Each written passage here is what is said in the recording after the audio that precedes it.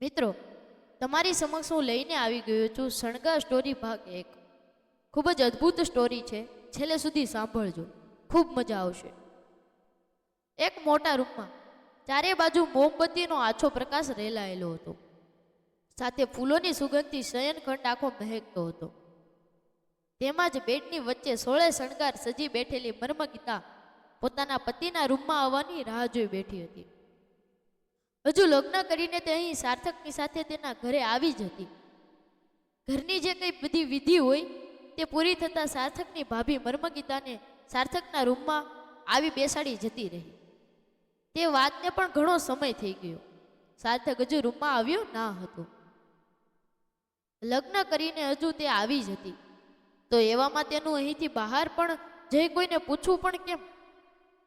તે અહીં સાર્થક સિવાય બીજા કોઈને બરાબર ઓળખાતી પણ ના હતી।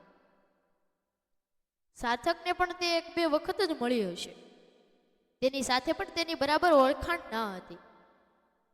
પરિવારના લોકોએ જ તેના આ સંબંધ નક્કી કરી દીધેલો। એમ તો ઘરમાં બધું જ સારું, પૈસા ટકેથી લઈ સાર્થકનો પરિવાર બધી જ રીતે ખુશ ગણાતો।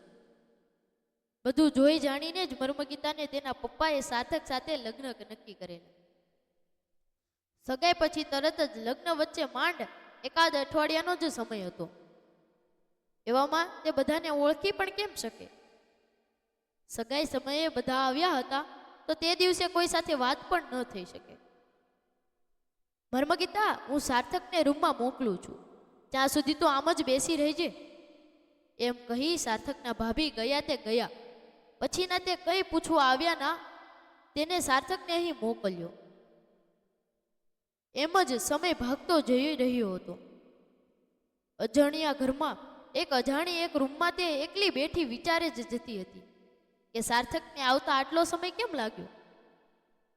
એમ તો છોકરા સુહાગરાત માટે કેટલાક ઉતાવળા બનતા હોય છે, તો શું સાર્થકને ઉતાવળ નહીં થતી હોય? હશે કંઈક તેના ઘરના નીતિ નિયમો, પણ બધી જ રસમો તો પૂરી થઈ ગઈ હતી। હવે શું બાકી હોઈ શકે? હવે તેને અહીં રૂમમાં આવી જવું જોઈએ। ભાભી તો કહીને ગયા કે હું સાર્થકને મોકલું છું, તો વિચાર બસ સમયની સાથે એમ જ ભાગતા જઈ રહ્યા હતા। છેલ્લા કેટલા દિવસથી થતી દોડાદોડી અને આજે આખા દિવસ બધી રસમો પૂરી કરતા તેના ચહેરા પર પણ થાક દેખાઈ આવતો હતો। એમાં પણ આ ભારે ખમ કપડાં અને ઉપરથી મેકઅપનો વજન તેના વધુ થકવી રહ્યો હતો। જો સાર્થક રૂમમાં આવે તો તે બધું કાઢી થોડી ફ્રેશ થઈ જાય, પણ હજુ સાર્થક રૂમમાં આવ્યો જ ના હતો, તો તે આ બધું કાઢી પણ કેમ શકે? અહીં કોઈ બીજાને બોલાવી પણ શકાય નહીં।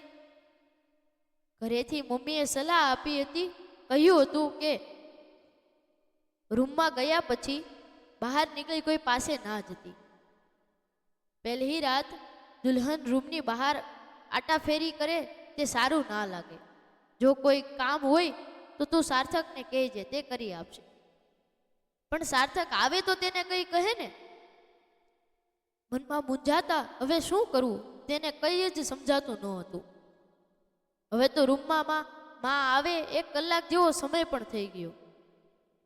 આવા 10 મિનિટ કે પણ વધુ અડધી કલાક થયા, પણ આમ 1 કલાક ઉપર તો સમય ના જાય।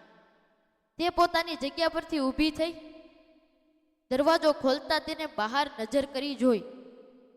આખા ઘરમાં અંધારું દેખાતું હતું। હવે તો બધા પોતાનું કામ પતાવી સૂઈ ગયા હશે એવું લાગી રહ્યું હતું। તો સાર્થક, તે ક્યાં છે? મનનો સવાલ મનમાં જ રહી ગયો અને તેની આંખમાં આંસુ સરી પડ્યા। લગ્ન સમયે મમ્મી પપ્પાની આપેલી શિખામણ યાદ આવી ગઈ,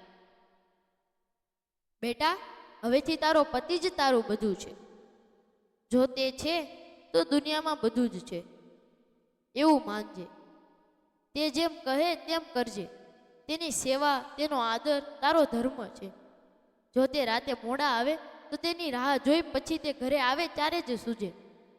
ક્યારેય વાત કર્યા વગર રાતને પૂરી નહીં થવા દેતી। કોઈ પણ વાતનું સમાધાન કરી પણ સૂજે। એવી કેટલીક બધી સલાહ સૂચનો ને શિખામણના તે પોટલા તો લઈ આવી, પણ એ આવતા પહેલી જ રાતે તેના પતિ વગર તે એકલી રૂમમાં બેઠી હતી. જે સમયે બધું તેને તેના પતિના સાથની જરૂર હોય તે જ સમયે તે સાથે ન હતો. ખબર નહીં તે આટલી રાતે ક્યાં હશે. લગ્ન કરી તે અહીં આવે ત્યારે તેની સાથે સાર્થકની રસમો હતી. તે પૂરી કરતા સાર્થક તરત જ કંઈક ખોવાઈ ગયો. હવે તે તો આ ઘરમાં એકદમ જ અજાણી હતી, તો તે સાર્થકને ગોતી તેની સાથે રૂમમાં પણ કેમ લઈ આવી શકે? તો શું સાર્થક માટે આ લગ્ન જબરજસ્તીનું કોઈ બંધન હશે? પણ તે તો સગાઈ સમયે કેટલા ખુશ દેખાઈ રહ્યો હતો. તેને જ મને સામેથી કહ્યું હતું કે મર્મગીતા, હું બહુ ખુશકિસ્મત છું કે તું મને મળી. તો શું તે બધું ખાલી એમ જ વાતો હતી તેની? નહીં, હું પણ આ સમય કેવું વિચારી બેઠી. તે કંઈક કામ કરી રહ્યા હશે. તેને કહ્યું હતું કે તેને વિદેશી કંપની સાથે રાતે જ ડીલ કરવી પડે, કેમ કે અહીં જ્યારે રાત હોય ત્યારે ત્યાં સવાર હોય છે. પણ આ દિવસે કામ કોણ કરતું હશે? મનના વિચારો પોતાના જ મનને સવાલ કરતા જવાબ ગોતી રહ્યા હતા. કોઈ સમજાતું ન હતું કે હવે શું કરે તે. આમ જ સૂઈ જાય કે તેના આવવાનો ઇંતજાર કરે, કે પછી બહાર જઈ આવી જોવે કે તેને અત્યારે ક્યાં છે. પછી ભાભીને અવાજ લગાવી પૂછે કે સાર્થક રૂમમાં કેમ ના આવ્યા.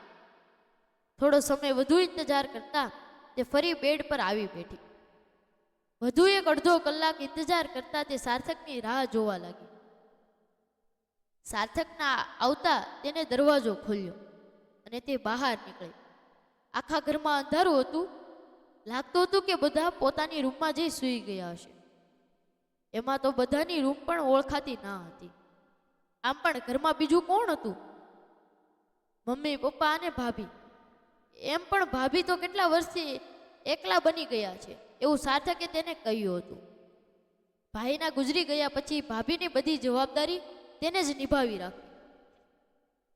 એટલે તો ભાભી તેના લગ્નમાં આટલા ખુશ નજર આવી રહ્યા હતા. કદાચ તેને પણ કોઈનો સાથ મળી જશે એવું લાગતું હશે. તેને બધી જ રૂમ બાજુમાં નજર કરી જોઈ. એક રૂમમાં લાઇટ હજુ શરૂ હતી. કદાચ તે ભાભીનો રૂમ હોય એવું અનુમાન લગાવતા મર્મગીતા તે રૂમમાં બાજુ આગળ વધી. આપણી વાર્તા શરૂ થઈ ગઈ છે. ત્યારે લગ્નની પહેલી રાતે પતિ ગાયબ થઈ બેઠો છે. ત્યારે સાર્થકના રૂમમાં ના આવવા પાછળનું કારણ શું હોઈ શકે તે જાણવા વાંચતા રહો શણગાર ભાગ 2 જલ્દી જ.